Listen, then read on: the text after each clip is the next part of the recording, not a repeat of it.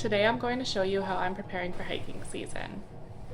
Even though I'm a thru hiker and I've done 2 long distance hikes and lots of hiking in my life, this season it feels almost like I'm starting from scratch. Lately I've been supporting my husband through a diagnosis of PTSD, and although we're on the right trajectory to heal, I am not feeling like myself. I'm feeling very fatigued, have low motivation to get out hiking, and really just I'm not feeling great in my body.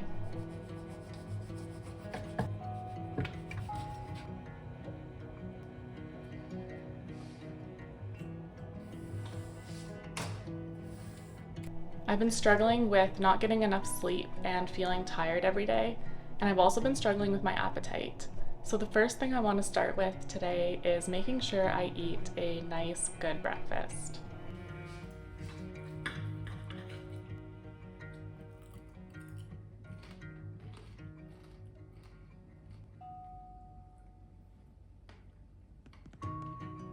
And considering I wasn't feeling very hungry, I think I did pretty well this morning.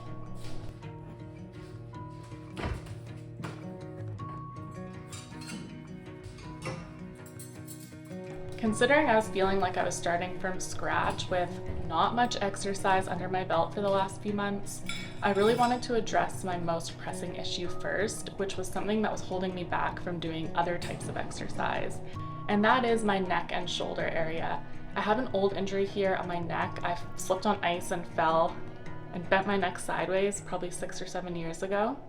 So this has always bothered me a little bit ever since, and it does affect my shoulder. So I've been feeling pain and weakness here, and it causes some headaches sometimes for me. So I wanted to address that first so that I was feeling stronger in that area and more able to take on more exercise.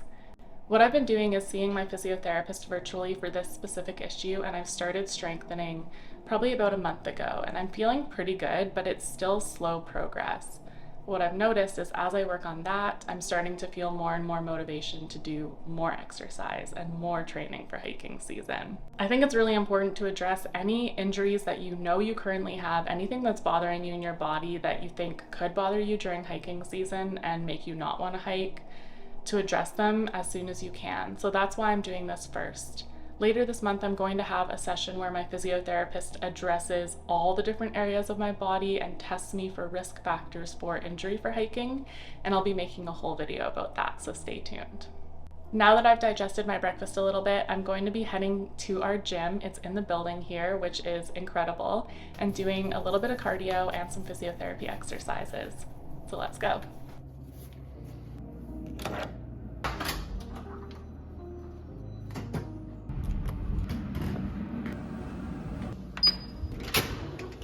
If you're like me and you don't particularly like going to the gym, or if you're not sure what you should do if you go, I'm going to give you a few tips.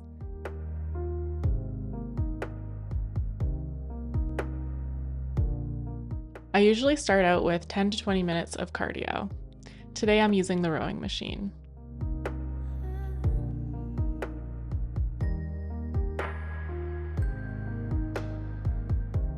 I was feeling a little stiff in my upper back and shoulders from the last few days of computer work, so I did a little bit of mobility work to start.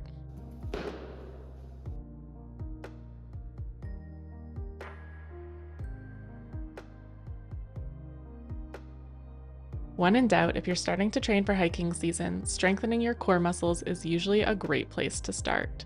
You need a strong core both for the movement of hiking and to be able to lift and carry your backpack.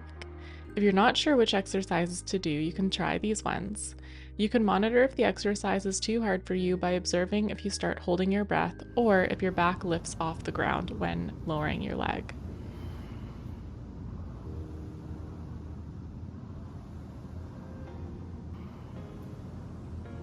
In any exercise on your hands and knees or plank, you want to watch for core control. So here you can see my core stays activated. But when I make the plank too hard for me by lifting my knees, you can see my core bulging because it's not able to resist against the added load. So for me, staying on my knees is the right level at this point. There are lots of exercises out there, and it might take a while to find ones that are right for your body and current strength level. It was then time for me to start my individualized physiotherapy program. My physiotherapist, Catherine, put together a full routine for me and she shares it with me via the PhysiTrack app. I love this system because it has a video of the exercise, any notes from Catherine, and the exact sets and reps I need to do. I record once I've done them and the app will remind me if I still need to do them. I find this very motivating. This routine is specific to me and the current status of my neck and shoulder. In an upcoming video, I plan to show you the lower body exercises she prescribes me after doing a full hiking assessment.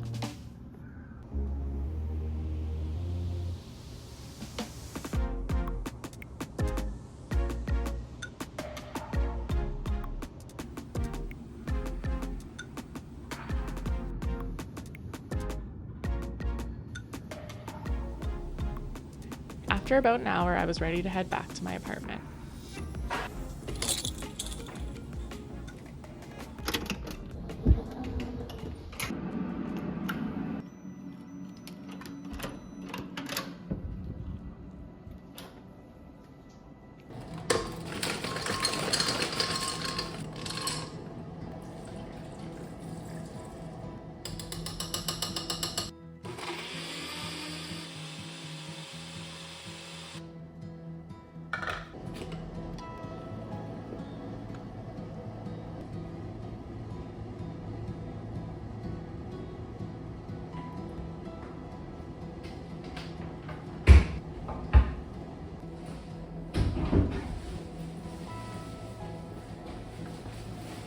Okay, I just got myself ready to go out for a walk. I'm gonna get coffee and do more like a leisurely stroll around the city. I'm right in downtown Victoria on Vancouver Island, so because I don't have a car, I can't really get to hiking trails reliably right now. And I also haven't really felt ready to do a hike yet. So I've just been doing leisurely city strolls, and I don't always have energy to do the gym and walking in the same day. But today I feel like I have the energy for it, so I'm gonna do it, but I'm not gonna go overboard because what I want to try to avoid right now is overdoing it today and then not having energy to do anything tomorrow. If that happens, that's okay too. I'll just rest if I need to, but I'm trying to just play with that edge of, okay, I'm still doing something, but not overdoing it to the point of exhaustion. Okay, let's go for a walk around the neighborhood. Bye, Brian. Bye, have fun. Thanks.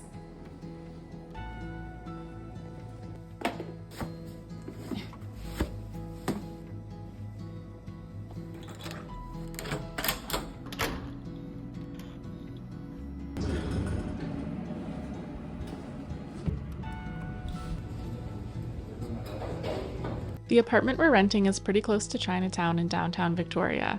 I decided to bring you with me through here today.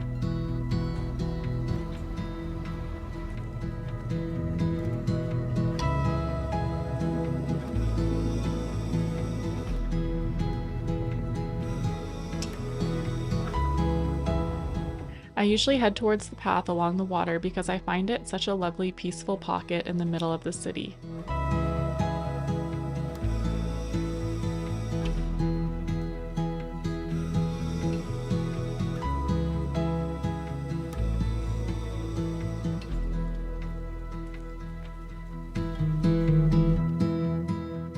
I started to get tired after about a kilometer of walking, so I turned around and headed home.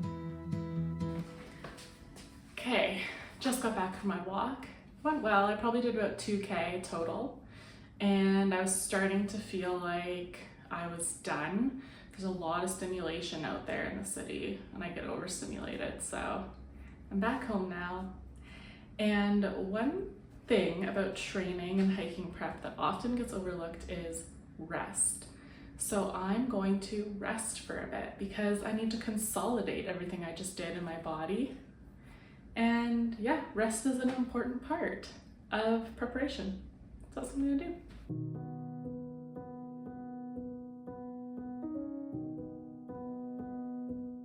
I'm all ready for date night. So my husband Brian and I are headed out for a dinner out, and it's gonna be a big meal with wine pairings and everything. So we're really looking forward to that.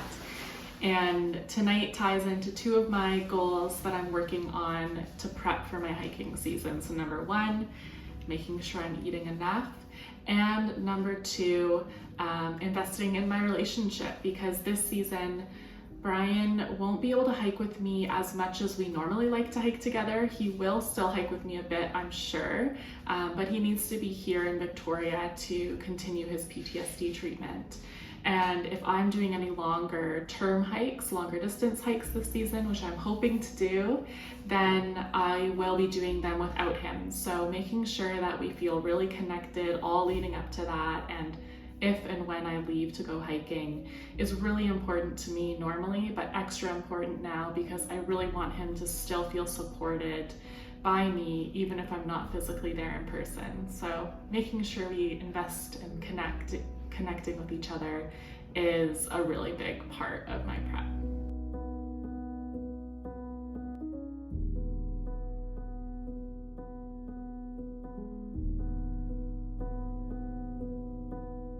Thanks so much for joining me today. I hope you enjoyed it, and I hope it gave you a good idea of how I'm incorporating multiple different factors into how I'm prepping for the hiking season, and hopefully it jogged your ideas in terms of what you feel like you need for your hiking season. Like I mentioned earlier in the video, I will be making a whole video on how physiotherapy can help you prepare for hiking season, both in terms of preventing injury and then preparing your body. So we'll dive into more detail with that physical prep in another video. And I'm also going to be making a video about how to train with your hiking. So how to increase your distances and increase your pack weight in a slow enough way that you're not introducing your body to more risk for injury. So more like training principles. So I'll touch on that in a future video, so stay tuned for that. If you want to see those, make sure you hit that subscribe button if you're not subscribed yet, and I'll see you in the next video. Bye.